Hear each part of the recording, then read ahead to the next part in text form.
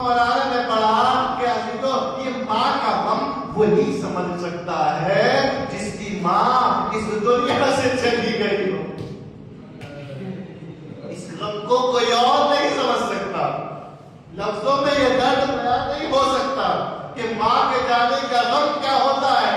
اسے وہی سمجھ سکتا ہے جس کے سر سے اس کی ماں کا سایہ اٹھ گیا ہو. اسے سمجھ میں آ سکتا ہے کہ جب آپ ماں کے جانے سے اتنی تکلیف ہوتی ہے تو فاطمہ کے جانے سے کتنا غم ہوتا ہوگا. مگر جب یہ جملہ پڑھا عالم دین نے مجمع میں ایک شخص روتا ہوا کھڑا ہو گیا اور جب کھڑا ہو کے دہاڑے مار کے رونے لگا تو مولانا نے سوال کیا کہ تم اتنا کیوں رو رہے ہو.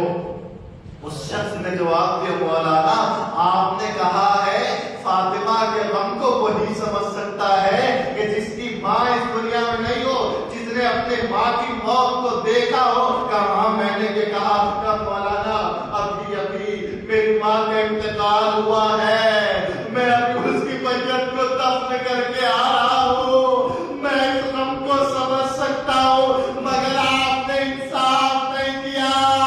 اے مولانا انصاف کیجئے. میں نے اپنی ماں کو دفن کیا مگر ماں کا پہلو شکستہ نہیں تھا.